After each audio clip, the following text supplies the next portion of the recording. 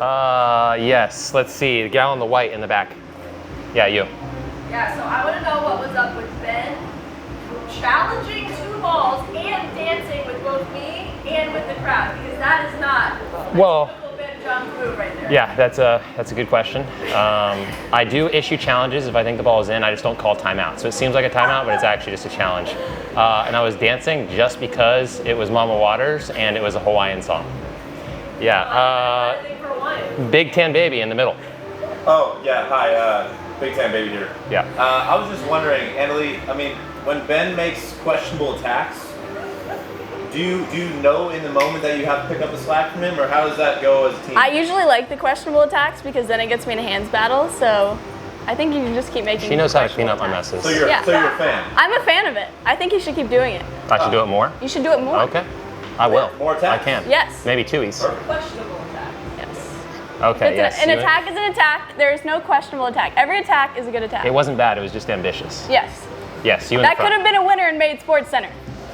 Okay, so when you guys play a team like Travis and Jade, who you don't normally see, what goes into the game plan? Did you watch any prior film? No, but we have played them separately with different partners. So, like I've said before, you've seen them play separately. So maybe just add in a couple more middle dinks, and then you're kind of good to go with the match. Sometimes it is good to watch, but I didn't before this match.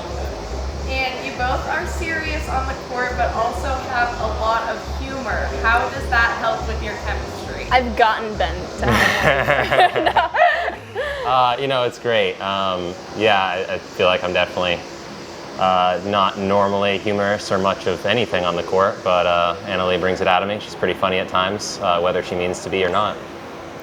My question to that is, what did you say to Ben that made him laugh on the last point? Something that I'm not going to repeat. Yeah, you can't say that. So, Annalie, did you take that timeout at 5-4? I'm assuming it was you, because you usually call the timeouts. So, when Jade and Travis were on a roll, you mentioned that timeouts can go 50-50 with how the other team is going to come out. So, why do you think this timeout worked in your favor?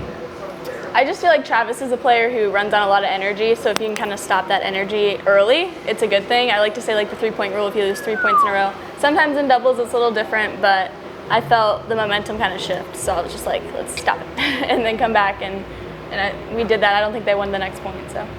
And Al, why do you always call the timeouts? Because I don't. He wouldn't. I think it's a guy thing, because a lot of guys don't call timeouts. I view it as a sign of weakness. Sometimes you need to show a little weakness so that you Heck can no.